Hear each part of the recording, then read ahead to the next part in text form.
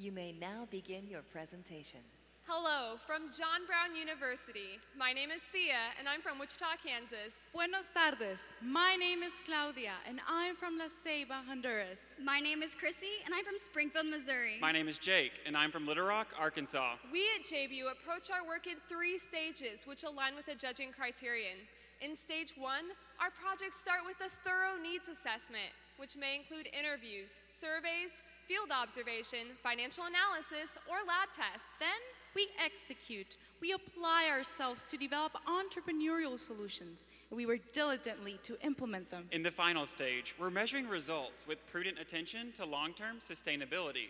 Before we exit a project with our target audience, we verify their readiness, we transfer critical knowledge, and we nurture their confidence. Today, we'll highlight 3 projects. First, the Guatemala Water Project. With this one project, we launched 2 businesses. Each one purifies water in its own community. This project has taken us 2 years to complete, so we'll take a moment to recap before sharing the results we have seen so far. We started in 2014.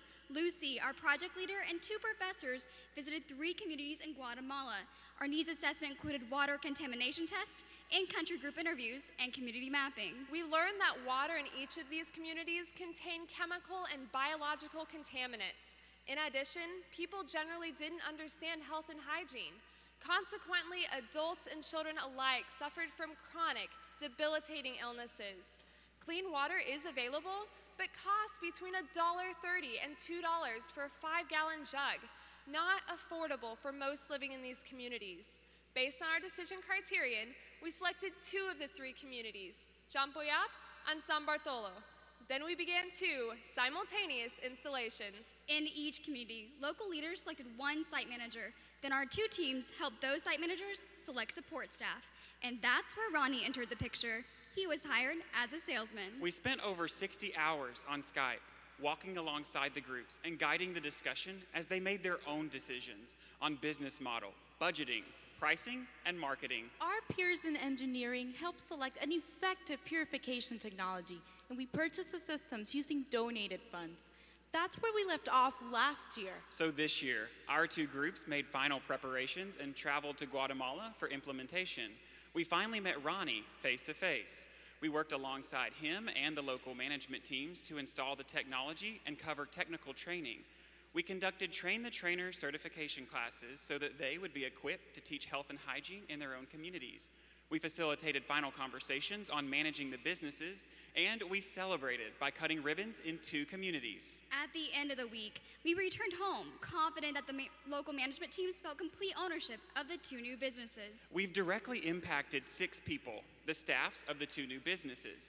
And since implementation in June 2015, Ronnie's team in Champoyap and the team in San Bartolo have distributed a combined 65,000 gallons of clean water. The 2 businesses, locally owned and operated, are viable and have generated $9,000 in revenue. In addition, the 2 teams have reached 580 people through their own health and hygiene classes. In each community, we're seeing signs of real ownership and empowerment. In San Bartolo, the group purchased their own motorcycle to make home deliveries. Champoyap is planning to make a similar investment this summer to expand to neighboring communities. Before working at the water store, Ronnie was unemployed. He expressed that his personal vision is to grow the business, create more employment opportunities, and always be able to provide for his family. Water is essential to life, and where it's contaminated, everyone suffers. It's a serious problem. It's not easy to solve. Ours is an effective technical solution wrapped in a viable business model, managed by capable and empowered people. Now, on to Chile. Our second project, Eco Alba, was brand new this year and is currently in stage 2. Here's how it began. We got a message from a man named Carlos. He and his wife and kids live in Temuco. He said that he had an invention, a pellet burning furnace, and asked for help from our Naxos team. Carlos explained to us that his furnace was going to reduce the pollution in Temuco. We believe in caring for the environment. We really do. But frankly, we had a hard time understanding how a furnace that reduced pollution would be so needed. We were uninformed. We agreed to conduct a needs assessment, and when we did, we found that in the first 6 months of 2015, Santiago issued 10 environmental alerts. At one point, the government even shut down 1,300 businesses and ordered cars off the road due to dangerous levels of smog. So there are a lot of pollutants in our air. And among these, there's a class of microparticles, which is toxic. Particles so small, they get lodged deep in our lungs. The World Health Organization set a guideline limit, 20 micrograms of particulate matter per cubic meter. But in Chile, that figure is 46.2. Sources say that exposure to these toxic particles will be the #1 environmental cause of premature death by 2050. Young children and the elderly are especially vulnerable. So pollution is an enormous problem in Temuco, particularly in the winter, and wood-burning furnaces are largely to blame. But how? Well, in short, it has to do with the moisture content in the wood people are burning. When you buy cut firewood, it may contain between 65 and 80% moisture content. Wet wood doesn't burn properly, and it gives off those harmful toxins. To get that moisture content down to the 20% or less that the EPA recommends, you would have to dry it for an entire year. Temuco is a densely populated city of over 250,000 people. 85% of the people heat their homes with wood-burning furnaces. Most are using wet wood because it's what's affordable and readily available. Wood-burning furnaces are so pollutive that last winter, Chilean legislators passed restrictions on their use. So imagine winter here in St. Louis, which would be comparable, and you and your family have no heat. This is the case for tens of thousands of Chilean families every year who cannot afford alternative sources of heat and are forced to endure periods of the winter without heat or risk being fined by the government. Pellet burning furnaces, on the other hand, are not restricted by the government. The pellets are pressed and manufactured and contain 8% moisture content or less. The pellets burn more fully and efficiently, and they also produce more heat while reducing harmful emissions by 50%. We knew there was a lot yet to learn, but there was a serious problem, and Carlos had a feasible solution, so we agreed to collaborate. Time to take action. We went to Chile for in-depth market research. We visited stores, talked to sales associates, and conducted a consumer survey on the street.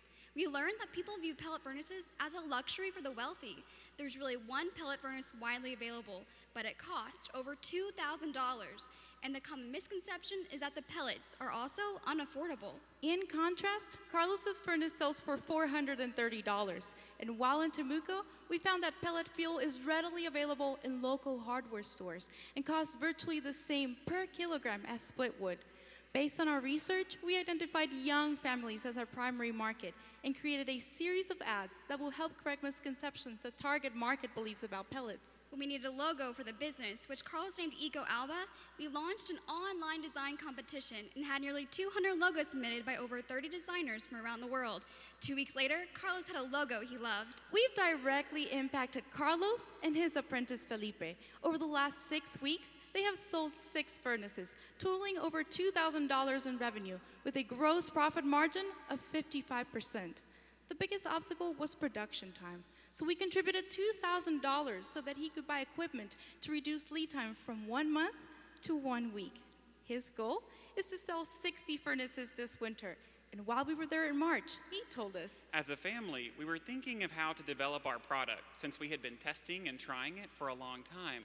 However, we didn't have the resources or the initiative to begin working on it. Then we met in Naxos, and we are very happy and thankful for it. Carlos's vision is to grow Eco Alba in southern Chile, and he has verbal agreements with distributors in 3 cities. Our team created a website and is launching social media ads, an animated video, and printed materials to flood the market. As sales increase, Carlos will have the resources he needs to expand production and even acquire an automated steel cutting machine. By the end of 2017, Carlos hopes to implement a give-back model that will enable him to also distribute furnaces to families in Temuco who can't afford to heat their homes. Carlos left the stability of his prior job to pursue this vision.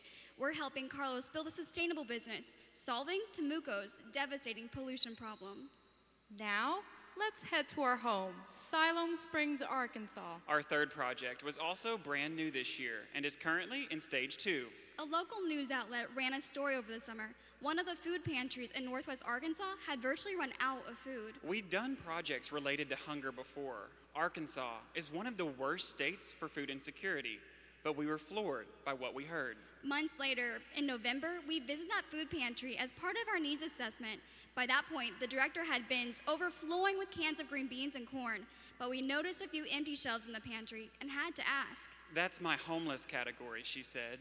You know, pop-top cans for easy opening, soft cereals for people with fewer than all their teeth, canned protein that would be tolerable without heating, those sorts of things. Through further interviews, observation, and research, we learned that this particular food pantry circumstance wasn't unusual.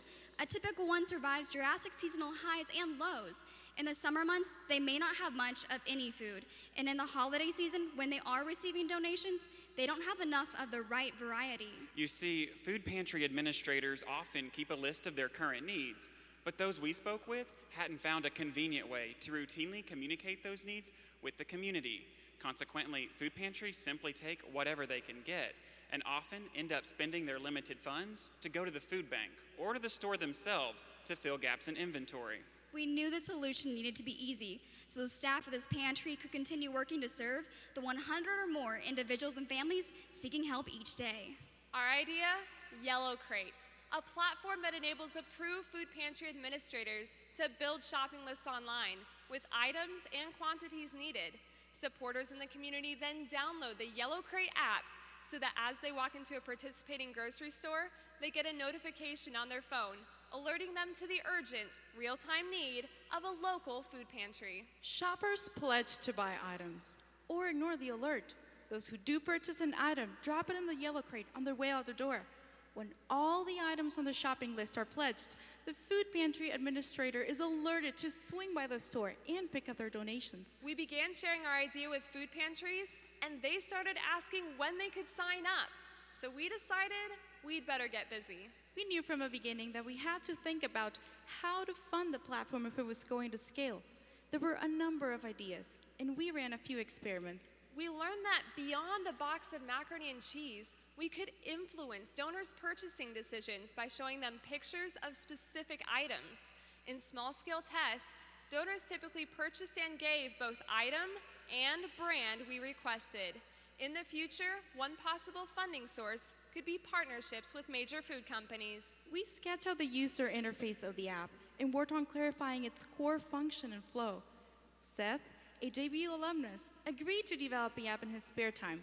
We worked together over the course of 5 months. When the alpha version of the app was ready in February, our group turned into a team of quality assurance testers. While we worked to find bugs in the early version of the app, one of our classmates designed a logo and a style guide. We approached New Creature, the shopper marketing agency in Bentonville, and they agreed to design a series of crates. Then they sourced and printed our prototype crate. On April 5th, Apple officially approved our app. Yellow Crate is available free on the App Store. Mark, executive director at our local food pantry, was our first approved food pantry administrator. And Brian, store manager at our local Harps, is enthusiastic about participating. We partnered with our Chamber of Commerce for an official ribbon-cutting ceremony, and we recruited 75 local beta users. In the last 5 weeks, those users have pledged and donated 72 items, each one straight from Mark's shopping list. Nick, at the University of Arkansas's Collegiate Food Pantry, heard about Yellow Crate on Instagram and reached out to us. After learning more about the platform, he offered to pay us to bring Yellow Crate to the U of A. As of only a week ago, Nick's Pantry at the U of A is our second approved location on the platform. We're empowering food pantry administrators to acquire users at the local level. Most food pantry administrators routinely speak in the community, to churches and civic groups. Now, they can use our Yellow Crate Media Kit to explain the benefits of using the app in a simple and compelling way to recruit users in their community. We're excited about the future. As far as the technology roadmap, we're currently working to enhance the user experience, grow engagement through gamification, and launch the Android app. In parallel, we plan to onboard 3 more food pantries in Arkansas to cap off our pilot test. This time next year, through aggressive marketing, we plan to scale to 40 food pantries, at which point we hope to be in position to secure the right strategic partners to scale nationally. Landon, the Yellow Crate project leader, shared a great moment with Nick, our second approved food pantry administrator. We're a collegiate pantry amongst about 300 others around the country and growing. A couple years ago in 2011, our students at the university recognized a need. About a third of the campus is food insecure in some aspect, which is kind of a staggering percentage. We've had the ability to work with other campuses around the state by providing Yellow Crate. We think that donations on collegiate campuses will change. In the past, students donate food that they think that the pantry needs, and it's never really been tailored. Now with Yellow Crate, it's super fun. It's a really easy app to download, be able to create your account, and then once you go into a retailer like Walmart, you're able to be reminded. And then you also have that tailored donations, which is really important for us, so we don't get maybe, we have 1 million ramen noodles, maybe we don't need ramen noodles that week. So being able to make sure that we're getting the food that we need in order to distribute to our clients is really important.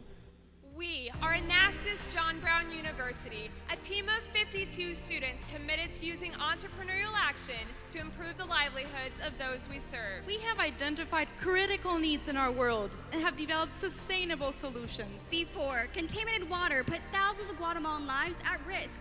The only clean water option was unaffordable. Now, over 2,300 Guatemalans are drinking clean, affordable water through the efforts of our team and Ronnie's dedication. Before, a city the size of St. Louis struggled to breathe under a cloud of dense pollution. Now, an entrepreneur working towards a cleaner community is equipped with the tools he needs to save the city he loves. Before, a food pantry administrator struggled to keep shelves stocked with specific items needed to address the serious issue of hunger in his community. Now, our technology connects shoppers with their local food pantry to address a need that 48 million Americans battle every day. We are a team of students, faculty, and business leaders who see opportunity, take action, and enable progress. We are Naxos JBU!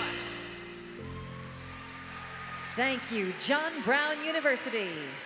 Judges, you may now begin the question and answer period.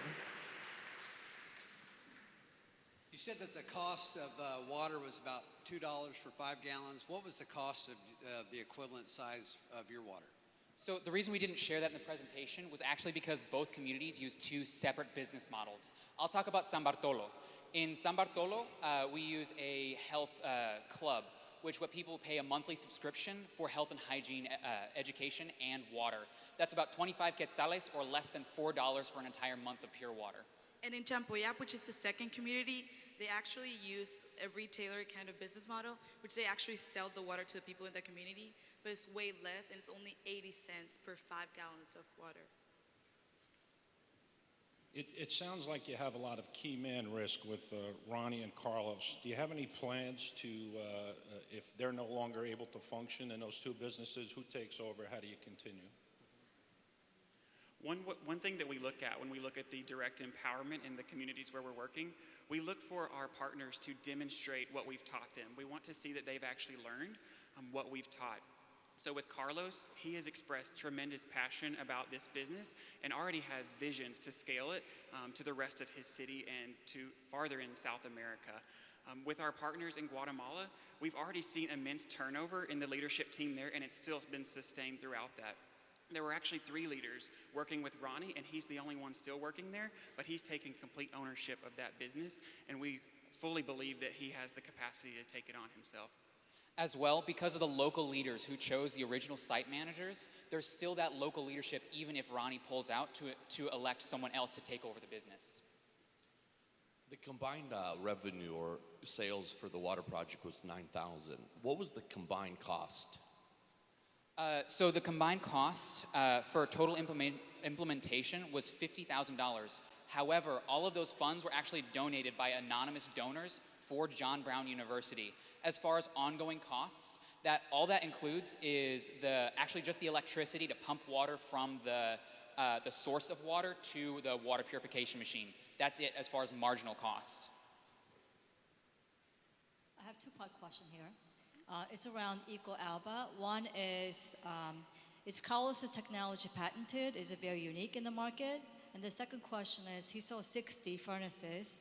How many does he have to actually sell in Temuco to make a real difference in the air quality? Sure, I'll take the first part of your question. I'm sorry, I forgot the first part of your question. What was it again? Oh, the patent, right. Patent. Right. Carlos's furnace is patent pending under the Chilean patent system. So right now we're waiting to hear back in that process. As far as the air quality impact, I'm actually not sure as far as a figure of if we get to this point.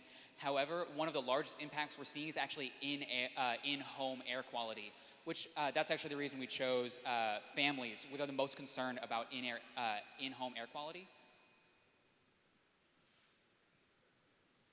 Hi, for both the Echo Alba and the Yellow Crate campaign projects, you talked about marketing being a critical element, right, of creating awareness for, and obviously generating the success you've had. How have you thought about the funding, the continuing funding for those marketing campaigns? Approximately how much would you estimate you would need to create a sustainable model?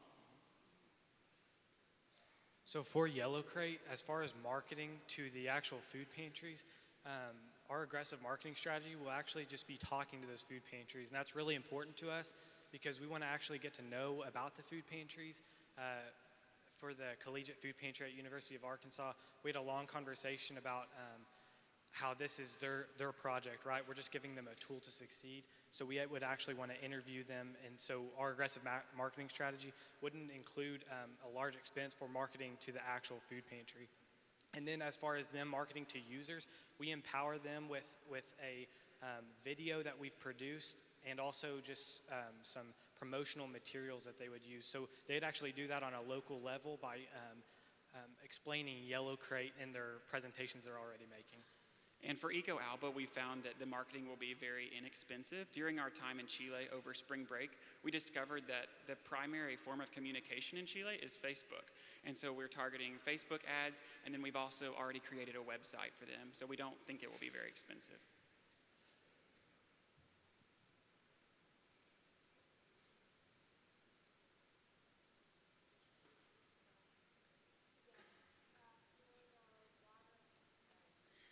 For the question and answer time has expired. Judges, please join me in thanking the John Brown University Enactus team.